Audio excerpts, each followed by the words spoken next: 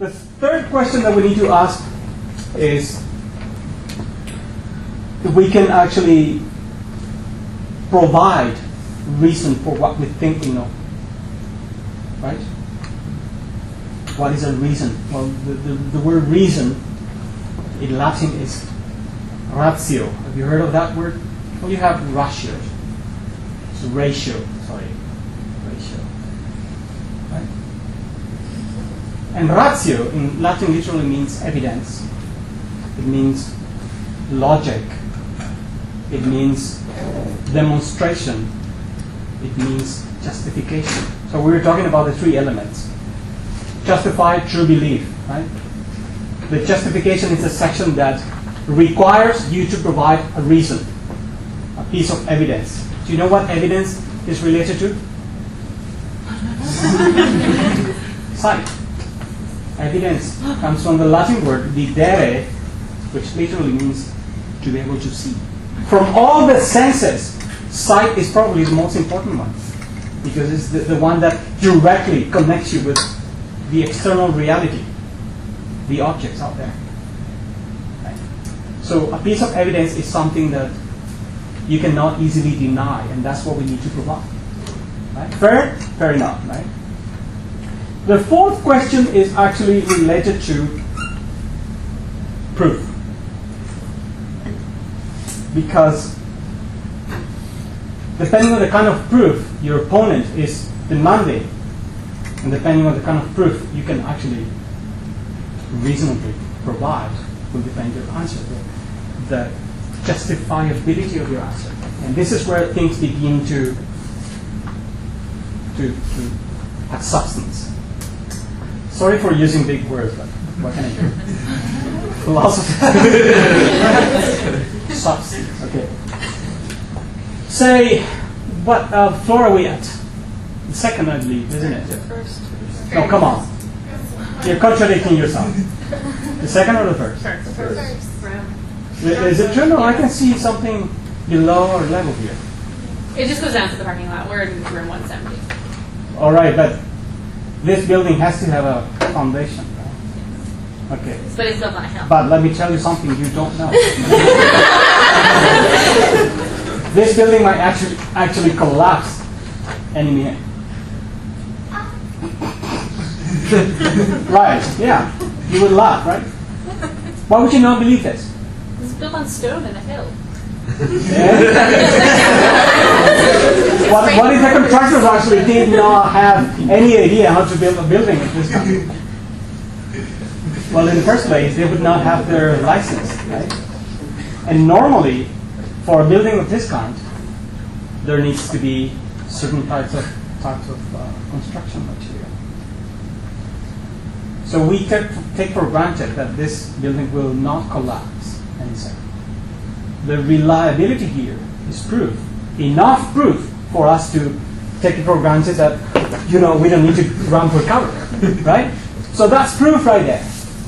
Is it scientific? Well, were you there at the moment when the construction workers were pouring the foundations and you observe and you actually check the consistency and density and mass properties of it? No. So the requirement for proof in the strict sense is not necessarily something you always need to provide. So that's why you need to be very careful. I mean, if a person really wants to engage in I bet no one here has ever taken philosophy. Okay, no, because I don't see. Have you? All right. Okay.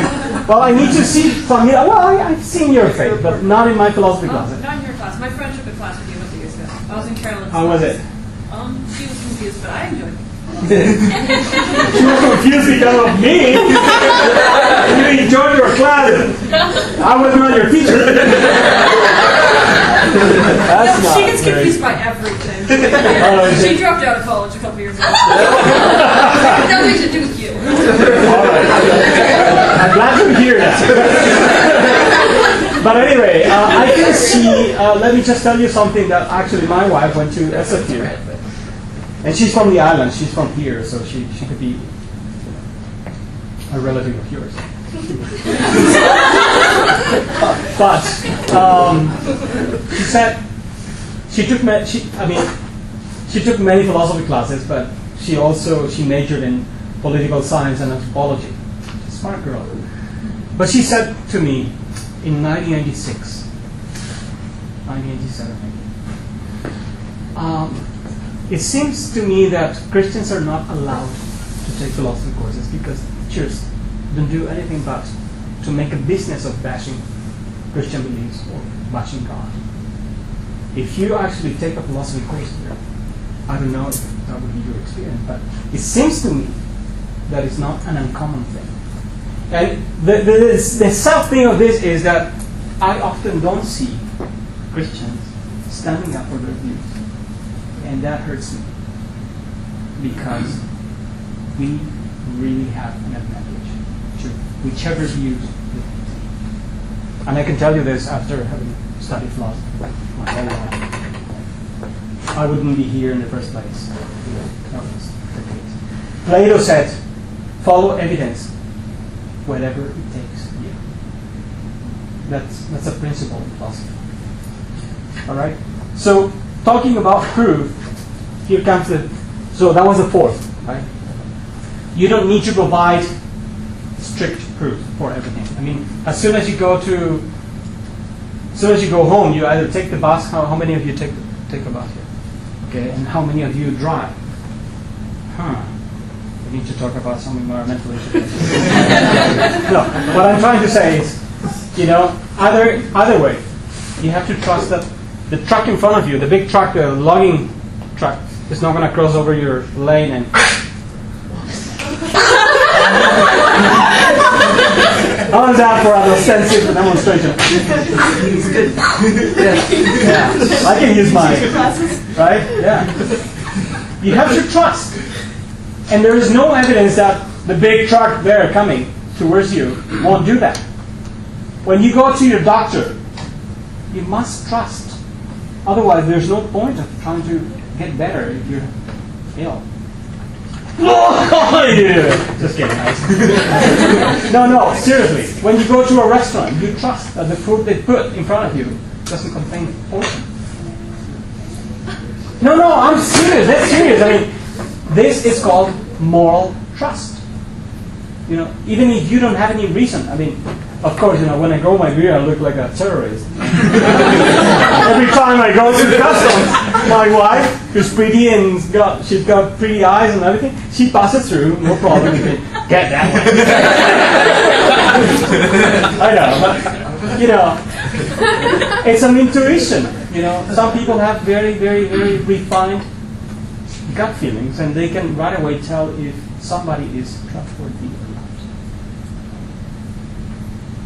Trust your senses. So here comes the fourth and decisive thing. If your opponent is asking you to provide scientific proof,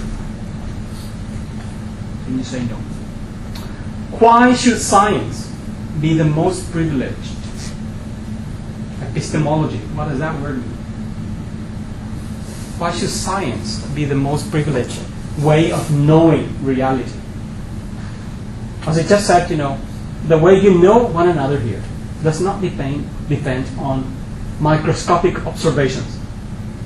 Does it? It doesn't. Trust cannot be gained through empirical means. Empirical comes from the Greek word sense-based. Empirical is related to our senses, the way we can see things. That's just the way to I know. Actually, every now and then I have to dance cha-cha-cha for my I know, my voice is kind of monotone and boring, and so I do some. I'm not going Cha-cha-cha. Yeah. Do you really want to? Yes. Yeah.